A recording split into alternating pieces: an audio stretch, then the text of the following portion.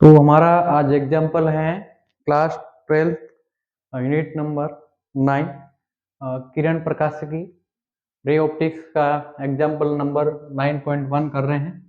ठीक है, तो इस एग्जाम्पल में ये कह रहा है कि चित्र में दर्शाए, ये हमारे पास चित्र दर्शाया है और बुक के अंदर ये पीछे पेज में एनसीईआरटी में दर्शाया गया है। वो कह रहा है कि अवतल दर्पण के परावर्तक पृष्ठ के नीचे का भाग किसी अपारदर्शी पदार्थ से ढक दिया गया है, तो दर्पण के सामने स्थित किसी बीम के दर्पण द्वारा बने प्रतिबिंब पर क्या प्रभाव पड़ेगा। ठीक है, तो ये क्वेश्चन ये कहना चाह रहा है कि हमारे पास ये चित्र दर्शाया गया है, किसका दर्शाया गया है, एक अवतल दर्पण का दर्शाया गया है।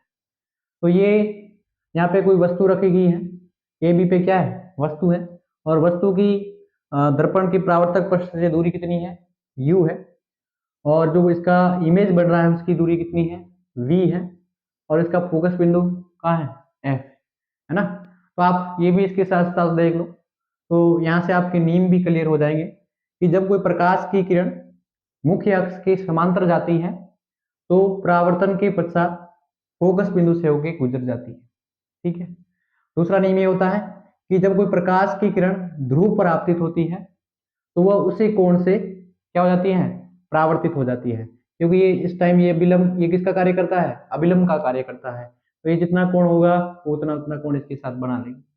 तीसरा ये होता है जब कोई प्रकाश की किरण वक्रता केंद्र से जाती है, जब कोई प्रकाश की किरण वक्रता केंद्र से जाती है तो उसी मार्ग पर वापस लौट आती है। तो ये क्या हो जाते हैं, नियम हो जाते हैं। लेकिन कोई बात छोड़ो, इस क्वेश्चन में सिर्फ ये पूछा है कि ये कह रहा है कि ये भाग है ना, इतना, ये वाला भाग, ये कह रहा है कि ढक दिया जाता है, इसको ढक दें तो इसके प्रतिबिंब पर क्या प्रभाव पड़ेगा, ये भाग ढक दे तो इसके प्रतिबिंब पर क्या प्रभाव पड़ेगा। तो आपको पता है यदि मैं इस भाग को हटा भी लेता हूं तो हमारे पास क्या फर्क पड़ेगा, है ना।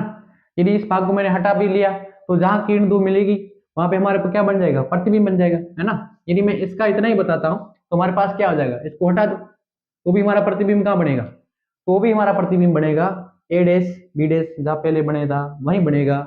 और कैसा बनेगा, वास्तविक बनेगा। प्रतिबिंब कैसा बनेगा, वास्तविक बनेगा, है ना, वास्तविक बनेगा। कैसा बनेगा, वास्तविक प्रतिबिंब सभी कैसे होते हैं, उल्टा होता है, वास्तविक प्रतिबिंब हमेशा उल्टा होता है, और ये इसमें वास्तविक बनेगा।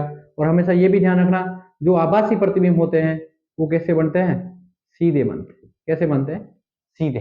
तो इसमें देखो, इसमें क्या फर्क पड़ा, कुछ भी फर्क नहीं पड़ेगा, क्योंकि हमारी वस्तु, ये वस्तु रखेगी तो वस्तु से जाने वाली मुख्य अक्ष के समांतर कोई न जाएगी, वो कहां से होकर गुजरी, फोकस बिंदु से होकर गुजरी।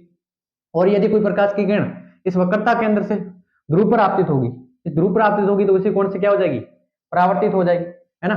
तो इसका मतलब यह हुआ क्या, इसमें सिर्फ इतना तो हुआ ना, इसमें सिर्फ ये हुआ कि जो आपका परावर्तन पृष्ठ था, परावर्तक पृष्ठ, परावर्तक पृष्ठ का क्षेत्रफल क्या हो गया, इसका जो एरिया था वो क्या हो गया, क्षेत्रफल कम हो गया। अरे भाई, इसका क्षेत्रफल क्या हो गया, कम हो गया। तो ये क्षेत्रफल कम हो गया तो इसकी क्या हो जाएगी, तीव्रता, इंटेंसिटी क्या हो जाएगी, हमारा जो इमेज बनेगा उसकी इंटेंसिटी क्या हो जाएगी, कम हो जाएगी।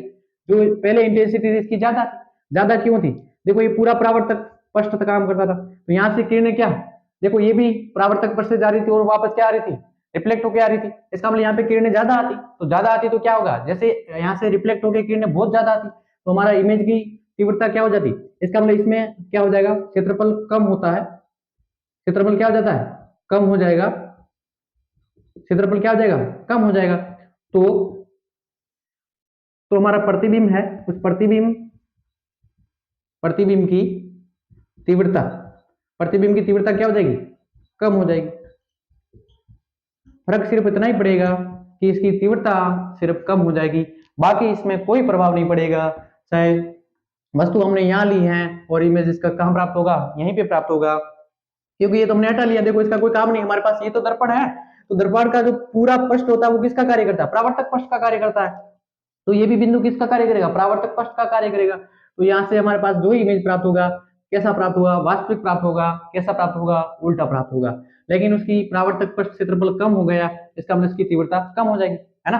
तो अपन भी क्या करते हैं, जब जैसे सेलेन वोलेन में जाते हैं तो देख अपना प्रतिबिंब देखते हैं तो बहुत अच्छा दिखा जाता है ना, क्योंकि वहां पे क्या होती है, परावर्तक पृष्ठ से किरणें क्या आती है, बहुत ज्यादा हमारे पास रिफ्लेक्ट होकर आती है, हमारे पास क्या आती है, बहुत ज्यादा रिफ्लेक्ट होकर आ जाती है ना। एक छोटे से ऐसे, अब ऐसे के अंदर एक तो देखोगे, है ना, ऐसे कि अपने अपना चेहरा देखोगे तो कितना दिखाएगा, छोटा ही दिखाई देगा ना, इसमें थोड़ी तीव्रता दिखाएगी, अच्छा इमेज देगा, नहीं दिखाई देगा। क्यों? क्योंकि छोटा है ना, इसका परावर्तक पक्ष क्या है, छोटा। एक बहुत बड़ा कास्ट लेके आता हूँ, उसमें देखूंगा, दर्पण के अंदर देखूंगा तो मेरे पास क्या, मेरा इमेज कैसा दिखेगा, बहुत अच्छा दिखाई देगा। तो बस यही बात यहाँ पे है कि यहाँ मैंने ए बी लिया है, यहाँ पे मैंने क्या लिया है, ए बी, तो इसकी तीव्रता कम होगी, है ना। इस छोटे वाले में आप देखेंगे तो क्या हो जाएगी, आपकी तीव्रता क्या हो जाएगी, कम हो जाएगी, है ना।